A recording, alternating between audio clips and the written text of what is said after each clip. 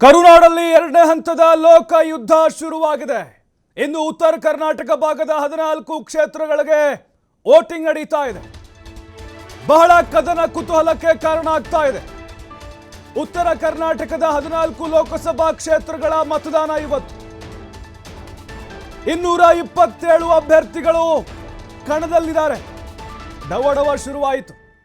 ಚಿಕ್ಕೋಡಿ, ಬೆಳಗಾವಿ, ಬಾಗಲಕೋಟೆ, ವಿಜಯಪುರ, ಕಲಬುರಗಿ, ರಾಯಚೂರು, ಬೀದರ್, ಕೊಪ್ಪಳ, ಬಳ್ಳಾರಿ, ಹಾವೇರಿ, ಧಾರವಾಡ, ಉತ್ತರ ಕನ್ನಡ, ದಾವಣಗೆರೆ ಕ್ಷೇತ್ರಗಳಲ್ಲಿ ಮತದಾನ ನಡೆಯುತ್ತೆ.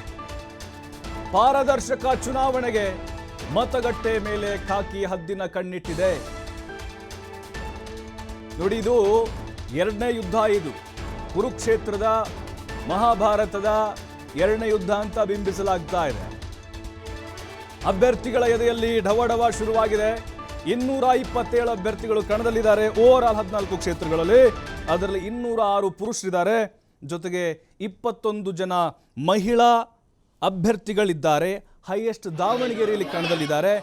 ಈ ಬಾರಿ ಪಾರದರ್ಶಕವಾದಂಥ ಚುನಾವಣೆಯನ್ನು ಮಾಡಬೇಕು ಅಂತ ಎಲ್ಲ ಜಿಲ್ಲಾಡಳಿತಗಳು ಸಕಲ ಸಿದ್ಧತೆಗಳನ್ನು ಕೂಡ ಮಾಡಿಕೊಂಡಿದ್ದಾವೆ. ವೋಟಿಂಗ್ ಶುರುವಾಗಿದೆ. 7 ಗಂಟೆ ಆಗಿದೆ. 7 ಗಂಟೆ 2 ನಿಮಿಷ ಆಯಿತು.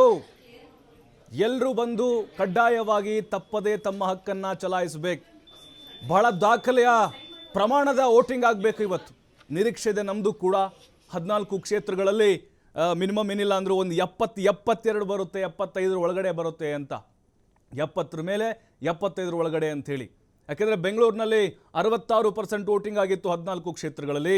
ಬಟ್ ಬಿರು ಬಿಸಿಲಿನ ಮಧ್ಯೆ ಕೂಡ ಜನರು ಬಂದು ಆದಷ್ಟು ಬೇಗ ನೋಡಿ, ಈಗ 7 ಗಂಟೆಯಿಂದ ಶುರುವಾದರೆ 12 ಗಂಟೆ 1 ಗಂಟೆವರೆಗೆ ದಾಖಲೆಯ ಮತದಾನ ಏನಾದರೂ ಆಯಿತು ಅಂತ ಹೇಳಿದ್ರೆ ಮತ್ತೆ ಸಂಜೆ ಸ್ವಲ್ಪ 1-2 ಅವರು ಸ್ವಲ್ಪ ನೀರಸವಾದಂಥ ಮತದಾನಕ್ಕೆ ಅಲ್ಲಿ ಜನರು ಬರದೇ ಇರಬಹುದು. ಅದಾದಮೇಲೆ ಮತ್ತೆ ಶುರುವಾಗ್ಬೋದು 4 ಗಂಟೆಗೆ. ಈ ಬಾರಿ ಅಂತರೂ ಕೂಡ ಬಹಳ ಕುತೂಹಲ. 14 ಕ್ಷೇತ್ರಗಳು ಕೂಡ ಎಲ್ಲವೂ ಕೂಡ ನೇರ ಫೈಟ್ ಇದೆ. High voltage ಕ್ಷೇತ್ರಗಳಾಗಿದೆ. 227 ಅಭ್ಯರ್ಥಿಗಳು ಕಣದಲ್ಲಿದ್ದಾರೆ. 2.59 ಕೋಟಿ ಮತದಾರರು ವೋಟ್ ಮಾಡ್ತಾರೆ ಇವತ್ತು. ಓವರ್ ಆಲ್ ರಾಜ್ಯದಂತ ನಾವು ಗಮನಿಸೋದಾದರೆ 28,269 ಮತಗಟ್ಟೆಗಳನ್ನು ಚುನಾವಣಾ ಆಯೋಗ ಸ್ಥಾಪಿಸಿದೆ. ಹಾಗಾಗಿನೇ ಈಗ 14 ಲೋಕಸಭಾ ಕ್ಷೇತ್ರಗಳ ಮತಗಟ್ಟೆಗಳ ಮೇಲೆ ವಿಶೇಷವಾಗಿ ಕೆಲವು ಕಡೆಗಳಲ್ಲಿ ಪಿಂಕ್ ಮತಗಟ್ಟೆಗಳನ್ನು ಕೂಡ ಸ್ಥಾಪಿಸಲಾಗಿದೆ. ಎಲ್ಲ ವ್ಯವಸ್ಥೆ ಮಾಡಿದ್ದಾರೆ. ವಿಶೇಷ ಚೇತನರಿಗೆ ಬೇರೆ ವ್ಯವಸ್ಥೆ ಮಾಡಿದ್ದಾರೆ. ಅಂದರೆ ಅಲ್ಲಿ ವೀಲ್ಚೇರ್ ವ್ಯವಸ್ಥೆ ಮಾಡಿದ್ದಾರೆ ವೃದ್ಧರಿಗೆ. ಜೊತೆಗೆ ಅಲ್ಲಿ ಕೆಲವೊಂದಿಷ್ಟು ಅವಶ್ಯಕವಾದಂಥ ಸೌಲಭ್ಯಗಳನ್ನು ಮಾಡಿದ್ದಾರೆ. ಹಾಗಾಗಿ ಎಲ್ಲರೂ ದಯವಿಟ್ಟು ತಪ್ಪದೇ ಬಂದು ಬೇಗ ವೋಟ್ ಮಾಡಬೇಕು. ರಜೆ ಇದೆ, ಕಾಲಹರಣ ಮಾಡಬಾರ್ದು. ಪ್ರಜಾಪ್ರಭುತ್ವದ ಹಬ್ಬ, ಜನತಂತ್ರದ ಹಬ್ಬ ಇವತ್ತು, ಮತ ಹಬ್ಬ. ನೀವು ನಿಮ್ಮನ್ನು ಭಾರತೀಯ ನಾಗರಿಕರನ್ನಾಗಿ ಗುರುತಿಸಿಕೊಳ್ಳುವಂಥ ಸಮಯ ಇದು. 5 ವರ್ಷಕ್ಕೊಮ್ಮೆ ಬರುವಂಥ ಹಬ್ಬದಲ್ಲಿ ತಾವು ಕೂಡ ಪಾಲ್ಗೊಳ್ಳಬೇಕು.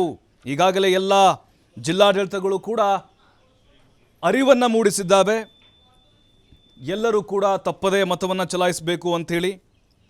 ಅಭ್ಯರ್ಥಿಗಳ ಎದೆಯಲ್ಲಿ ಡವಡವ ಶುರುವಾಗಿಬಿಟ್ಟಿದೆ. ಚಿಕ್ಕೋಡಿ, ಬೆಳಗಾವಿ, ಬಾಗಲಕೋಟೆ, ವಿಜಯಪುರ, ಕಲಬುರಗಿ, ರಾಯಚೂರು, ಬೀದರ್, ಕೊಪ್ಪಳ, ಬಳ್ಳಾರಿ, ಹಾವೇರಿ, ಧಾರವಾಡ, ಉತ್ತರ ಕನ್ನಡ, ದಾವಣಗೆರೆ, ಶಿವಮೊಗ್ಗ.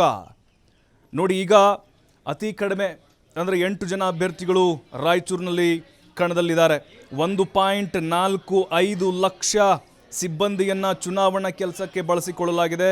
35,000 ಸಿವಿಲ್ ಪೊಲೀಸ್ ಇದ್ದಾರೆ. ಜೊತೆಗೆ KSRP ತುಕಡಿ ಇದ್ದಾವೆ. ಸಾಕಷ್ಟು ಅಬ್ಸರ್ವರ್ಸ್ಗಳನ್ನು ಕೂಡ ಈ ಬಾರಿ ನಿಯೋಜನೆ ಮಾಡಲಾಗಿದೆ. ಚುನಾವಣಾ ಆಯೋಗ ಸಕಲ ರೀತಿಯಲ್ಲಿ ಸಿದ್ಧತೆಯನ್ನು ಮಾಡಿಕೊಂಡಿದೆ. ಪ್ರತಿಯೊಬ್ಬರು ಕೂಡ ತಪ್ಪದೆ ಮತವನ್ನು ಚಲಾಯಿಸಬೇಕು. ಅದರಲ್ಲೂ ಹೊಸ ಮತದಾರರು ಇತ್ತೀಚೆಗೆ ತಾನೇ ಹೊಸದಾಗಿ ಸೇರ್ಪಡೆಯಾದಂತಹ ಮತದಾರರು ಕೂಡ ಆದಷ್ಟು ಬೇಗ ಮತಗಟ್ಟೆಗಳ ಹತ್ರ ಬಂದು ವೋಟನ್ನು ಮಾಡಬೇಕು. ಈಗ ಎಲ್ಲ ಕಡೆಗಳಲ್ಲೂ ಕೂಡ ವೋಟಿಂಗ್ ಶುರುವಾಗಿದೆ. ಈಗ 7 ಗಂಟೆ 5 ನಿಮಿಷ ಆಯಿತು. ಮತಗಟ್ಟೆಗಳಿಗೆ ಬಂದು ತಮ್ಮ ಹಕ್ಕನ್ನು ಚಲಾಯಿಸ್ತಾ ಇದ್ದಾರೆ. ಈ ಒಂದು ಅವಕಾಶ ಮತ್ತೆ ನಿಮಗೆ ಸಿಗೋದಿಲ್ಲ. ಅವಕಾಶ ಅನ್ನೋದಕ್ಕಿಂತ ಪ್ರತಿಯೊಬ್ಬರ ಜವಾಬ್ದಾರಿ, ಹಕ್ಕು ಮತ್ತು ಕರ್ತವ್ಯ. ಎಲ್ಲ ಕಡೆ ನ್ಯಾಯಸಮ್ಮತ ಮತ್ತು ಮುಕ್ತವಾದಂಥ ಮತದಾನ ನಡೀತಾ ಇದೆ. ಯಾವುದೇ ರೀತಿ ಅಹಿತಕರ ಘಟನೆಗಳು ನಡೀಬಾರ್ದು. ಶಾಂತಿ ಸುವ್ಯವಸ್ಥೆಯನ್ನು ಕಾಪಾಡಬೇಕು. ವಯಸ್ಸಾದಂಥ ಹಿರಿಯರು ಕೂಡ ಬಂದು ಸರತಿ ಸಾಲಲ್ಲಿ ನಿಂತು ತಮ್ಮ ತಮ್ಮ ಹಕ್ಕನ್ನು ಚಲಾಯಿಸ್ತಾ ಇದ್ದಾರೆ. ಎಲ್ರಿಗೂ ಕೂಡ ಮಾದರಿ ಆಗ್ತಾ ಇದ್ದಾರೆ. ಯಾರು ಯಾವುದೇ ಕಾರಣಕ್ಕೂ ಬೇರೆ ಕಡೆ ಹೋಗೋಂಗಿಲ್ಲ, ಅದು ಇದಂತ ನೆಪ ಹೇಳೋಂಗಿಲ್ಲ. ಹಾಗಾಗಿನೇ ಈಗ ಬಿರುಸಿನ ಮತದಾನವನ್ನ ನಾವು ನಿರೀಕ್ಷೆ ಮಾಡ್ತಾ ಇದ್ದೀವಿ.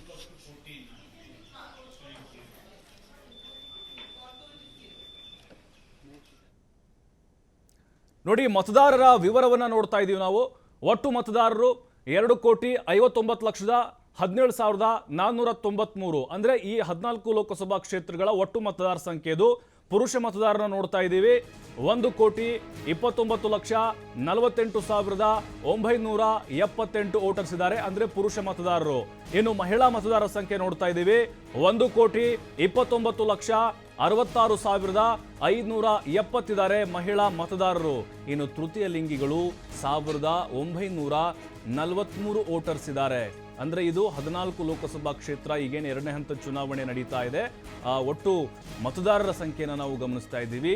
ಇಲ್ಲಿ ಪುರುಷ ಮತ್ತು ಮಹಿಳಾ ಮತದಾರರು ನೋಡಿ ಸೇಮ್ ಟು ಸೇಮ್. ಮಹಿಳಾ ಮತದಾರರೇ ಜಾಸ್ತಿ ಇದ್ದಾರೆ ನೋಡಿ, ನಮಗೆ ಬಹಳ ಕ್ಲಿಯರ್ ಆಗಿ ಗೊತ್ತಾಗ್ತಾ ಇದೆ. ಒಟ್ಟು ಮತದಾರರು 2,59,17,493. ಅಂದರೆ ಓವರಾಲ್ ಆಗಿ 14 ಕ್ಷೇತ್ರಗಳ ವೋಟರ್ಸ್ಗಳ ಸಂಖ್ಯೆ ಇದು. ಇನ್ನು ಸಾಗರೋತ್ತರ ಮತದಾರರು ನೋಡಿದರೆ 418 ಜನ ಇದ್ದಾರೆ. ಇನ್ನು ಯುವ ಮತದಾರರ ಸಂಖ್ಯೆ ನೋಡ್ತಾ ಇದ್ರೆ 6,90,929 ಇದ್ದಾರೆ. ಇನ್ನು ವಿಶೇಷ ಚೇತನ ಮತದಾರರು 3,43,966 ಇದ್ದಾರೆ. 85 ವರ್ಷ ಮೇಲ್ಪಟ್ಟಂತಹ ಮತದಾರರ ಸಂಖ್ಯೆ 2,29,263. ನೋಡಿ, ಪ್ರತಿಯೊಂದು ಡೀಟೇಲ್ಸನ್ನು ಕೂಡ ನೀವು ಗಮನಿಸ್ತಾ ಇದ್ದೀರಿ. 85 ವರ್ಷ ಮೇಲ್ಪಟ್ಟಂಥ ಮತದಾರರು ಕೂಡ ಅವರಿಗೆ ಮನೆಯಿಂದಲೇ ವೋಟ್ ಮಾಡಲಿಕ್ಕೆ ಅವಕಾಶವನ್ನು ಕೂಡ ಕೊಡಲಾಗಿದೆ. ಉತ್ತರ ಕನ್ನಡ, ಧಾರವಾಡ ನೋಡಿ ಎಲ್ಲೆಲ್ಲಿ ಚುನಾವಣೆ ನಡೀತಾ ಇದೆ, ಯಾವ್ಯಾವ ಲೋಕಸಭಾ ಕ್ಷೇತ್ರಗಳು ಅದನ್ನು ಕೂಡ ನೋಡ್ತಾ ಇದ್ದೀರಿ. ಉತ್ತರ ಕನ್ನಡ, ದಾವಣಗೆರೆ, ಶಿವಮೊಗ್ಗ, ಹಾವೇರಿ, ಧಾರವಾಡ, ಬಳ್ಳಾರಿ, ರಾಯಚೂರು, ಕೊಪ್ಪಳ, ಅದಾದಮೇಲೆ ಬಾಗಲಕೋಟೆ, ವಿಜಯಪುರ, ಬೆಳಗಾವಿ, ಬೀದರ್, ಕಲಬುರಗಿ ಹಾಗೂ ಚಿಕ್ಕೋಡಿ, ಮಧ್ಯ ಕರ್ನಾಟಕ, ಕಲ್ಯಾಣ ಕರ್ನಾಟಕ, ಜೊತೆಗೆ ಮುಂಬೈ ಕರ್ನಾಟಕದಲ್ಲೂ ಕೂಡ. ನೋಡಿ, ಒಟ್ಟು ಮತದಾರರೆಲ್ಲ ಗಮನಿಸಿದ್ರಿ ನೀವು ಯಾವ್ಯಾವ ಕ್ಷೇತ್ರಗಳಲ್ಲಿ ಎಲೆಕ್ಷನ್ ನಡೀತಾ ಇದೆ ಅನ್ನೋದನ್ನು ಕೂಡ ತಿಳ್ಕೊಂಡ್ರಿ. ಬಹಳ ಕುತೂಹಲ ಇರುವುದು ನಮಗೆ ಈ ಬಾರಿ ದಾಖಲೆಯ ಮತದಾನ ಆಗುತ್ತೆ ಅನ್ನೋದು. ಈಗಾಗಲೇ ಎಲ್ಲ ರೀತಿಯಾದಂಥ ವ್ಯವಸ್ಥೆಗಳನ್ನು ಚುನಾವಣಾ ಆಯೋಗ ಮಾಡಿಕೊಂಡಿದೆ. EVM ಮಷಿನ್ಗಳೆಲ್ಲ ತಯಾರಿಗಳಾಗಿರ್ಬೋದು, ನಿನ್ನೆಯಿಂದನೇ ನಾವು ನೋಡ್ತಾ ಇದ್ವಿ. ಅದರ ಜೊತೆಗೆ ಅಲ್ಲಿ ಬರುವಂಥವ್ರು, ಓಟ್ ಹಾಕ್ಲಿಕ್ಕೆ ಬರುವಂಥವ್ರು ಹಾಗೆ ಹೋಗೋ ಹಾಗಿಲ್ಲ. ಏನು ಬೇಕು ಪ್ರೂಫು? ID ಕಾರ್ಡ್ ಇದೆಯಾ, ಆಧಾರ್ ಕಾರ್ಡ್ ಇದೆಯಾ, ಲೈಸೆನ್ಸ್ ಇದೆಯಾ, ಅಥವಾ ನಿಮ್ಗೆ ಲೇಬರ್ ಕಾರ್ಡ್ ಇದೆಯಾ, ಏನೋ ಒಂದು ನೀವು ಅಲ್ಲಿ ಗುರುತಿನ ಚೀಟಿಯನ್ನು ತೆಗೆದುಕೊಂಡು ಹೋಗಬೇಕು. ಹಾಗೆ ಹೋಗೋ ಹಾಗಿಲ್ಲ. ಅಲ್ಲಿ ಲಿಸ್ಟಲ್ಲಿ ನೋಡ್ಕೊಳ್ಬೇಕು. ಅಲ್ಲಿ ಏಜೆಂಟ್ಗಳಿರ್ತಾರೆ, ಅಥವಾ ಅಲ್ಲಿ ಯಾವುದೋ ಪಕ್ಷದವ್ರು ಇರ್ತಾರೆ. ಎರಡೂ ಪಕ್ಷದವ್ರು ಇದ್ದೇ ಇರ್ತಾರಲ್ಲ, ಸಹಜವಾಗಿ ಲಿಸ್ಟ್ ಇರುತ್ತೆ. ಮೊದಲು ನೋಡ್ಕೋಬೇಕು ಲಿಸ್ಟಲ್ಲಿ ನಿಮ್ಮ ಹೆಸರು ಇದೆಯಾ ಇಲ್ವಾ ಅಂಥೇಳಿ. ಆಮೇಲೆ ಒಂದು ಚೀಟಿ ಕೊಡ್ತಾರೆ. ಅಲ್ಲಿ ಹೋಗಿ ನೀವು ಅಧಿಕಾರಿಗಳು ಹೇಗೆ ಹೇಳ್ತಾರೋ ಹಾಗೆ ಕೇಳಿಕೊಂಡು ಆಮೇಲೆ ಓಟನ್ನು ಮಾಡಬೇಕು. ಸಮಾಧಾನವಾಗಿ ನಿಮ್ಮ ತಲೆಯಲ್ಲಿ ಏನಿದೆಯೋ, ನಿಮ್ಮ ಸೂಕ್ತವಾದಂಥ ಅಭ್ಯರ್ಥಿ ಯಾರೋ, ನಿಮಗೆ ಏನು ಅನ್ನಿಸ್ತಾ ಇದೆಯೋ ಇದೆಲ್ಲವನ್ನು ನೀವು ಕ್ಯಾಲ್ಕುಲೇಟ್ ಮಾಡಿಕೊಂಡು ಕಡ್ಡಾಯವಾಗಿ ಓಟ್ ಮಾಡಬೇಕು.